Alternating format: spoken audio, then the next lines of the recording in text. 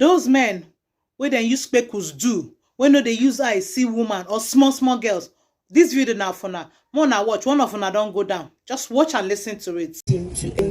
I had rent issues. He just ghosted me, and then later, after a while, that he knew that everything was already calm and I didn't need the help anymore, he came back and started texting me again. So it happened that like 2 weeks, I stayed in my friend's hostel for like 2 weeks because we were having exams. So during that time, he still used to text me. So like he even called me one day like that, and he said he wanted to see me. So I talked about the man with my friend, and I told her that I don't want to have like any sexual relations with him at all. But at that time, I was also in need of some money for some personal stuff that I wanted to sort.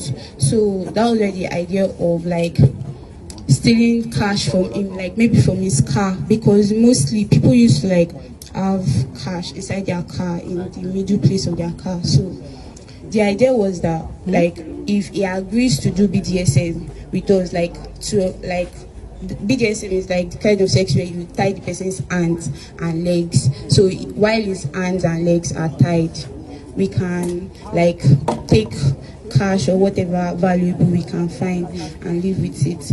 But he told her that day, even when we went to see him that day, when he asked us to come, we even talked to him about needing jobs, but he told us that he did not have any job available at the time, but with time that he'll be able to find something for us. And he also liked my friend that day. He was even like, he was telling my friend that he likes her and he wants to sleep with her and everything. Basically that day he was like,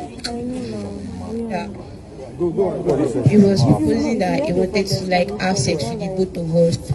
So we now proposed the car sex to him, and he agreed, and the BDSM too, he agreed. He was telling us already from the garden about how he was going to deal with us and everything when we get inside. Although we were not bothered because we knew we were not planning to have sex with him, and we just wanted to like take his cash and leave.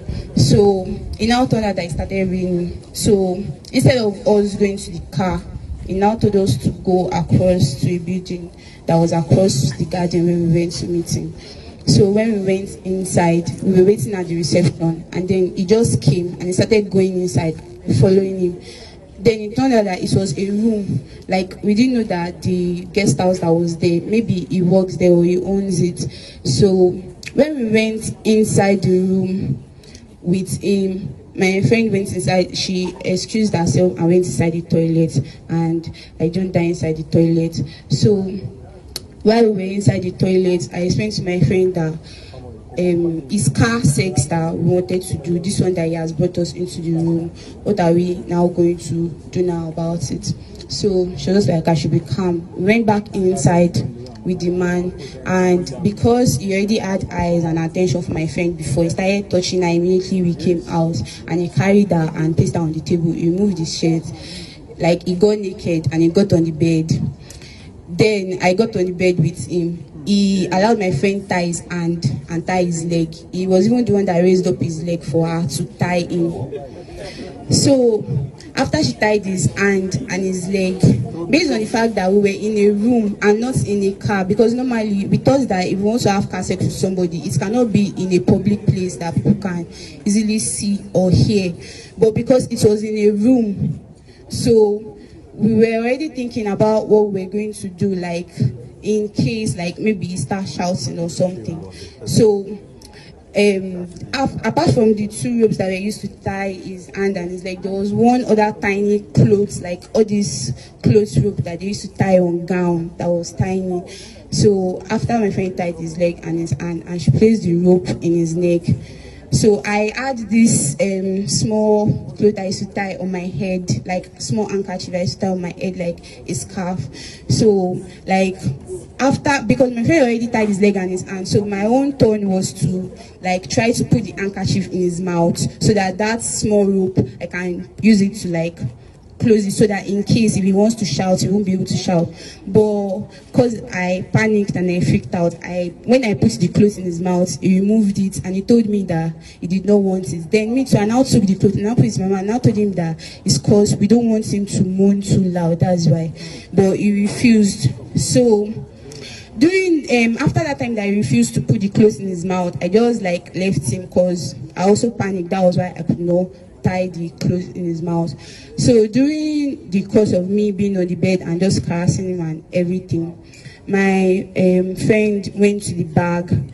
We already had this thing before. We already had Refno in our bag that we were supposed to like give to him so that he will sleep like after, so in case, so that we'll be able to leave. So my friend poured it in her hand, and when she tried to pour it into his mouth, he turned his face away and it didn't enter his mouth. He said he didn't need it to lighten up his mood. So I think at that time she was now getting impatient because it was raining before. And as the rain stopped, everywhere became quiet and like we were running out of time. So that was when she took the phone and she was placing it in front of his face. I was even surprised because before she even picked up the phone, with everything that was going on, he was not suspicious. He did not, like, he was just like willingly doing everything. So I was also like surprised that how come he did not even like think about anything, like he allowed us tie his hand and his leg so easily like that. So when my friend put the phone in his face, he thought we wanted to video him. So it was not like we should not video him, we should not video him. That was when he now pushed me off the bed because I was already sitting like on his leg before. That was when he now pushed me off the bed. So my friend got on him and she put the phone in his face and tried to like unlock the phone with his face, like since he didn't have, because the man is like, he did not have like cash or anything with him that day in his pocket or anything, and we didn't go to his car, so there was nothing else that we could do except if we were able to like get money from his account. So when my friend put the phone in front of his face, that was when he now freaked out and he now started like shouting and everything. I don't know how he managed to lose the rope that was used to tie his hand, and he started hitting my friend. So as he started hitting my friend and he started shouting, she took the pillow and placed it over his face to muffle his screams from shouting. So like during everything, suddenly it just went calm, and like as it went calm, I got down from bed and I asked my friend that like I think this man is pretending because like he wants us to like let our guard down and he will try to stand up and try to hurt us again. So I kept telling my friend that I think he's pretending to be asleep, So my friend went to the door and she turned the key of the door, pretending like as if we were leaving, and she said he opened one of his eyes. So when she said that, we now went to him and we're now begging him that, okay, please, can you wake up? We are not doing anything to you. Just wake up.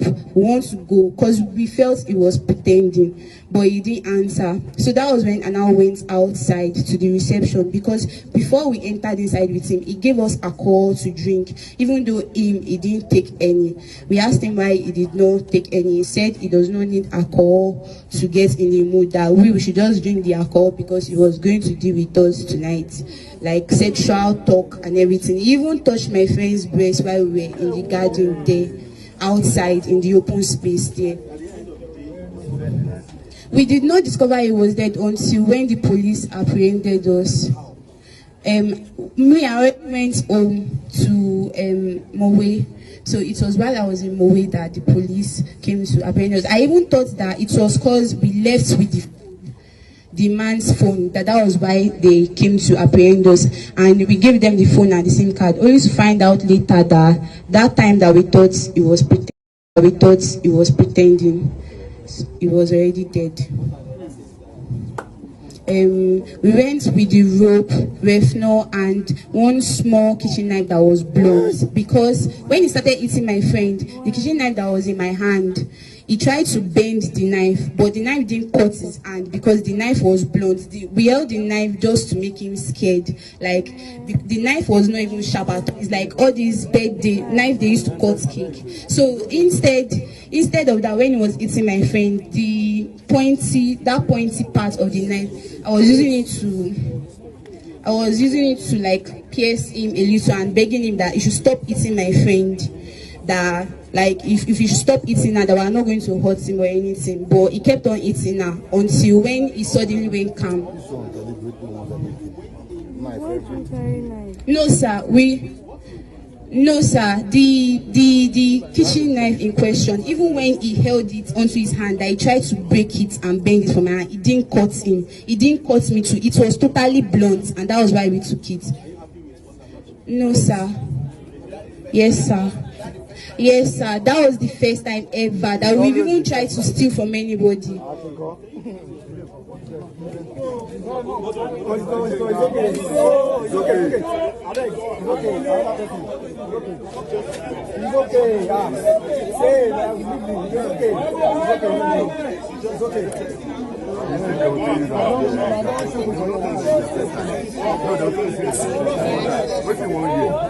Yes, it's true. Yeah, it's true. We did it together. Yeah, she will be great.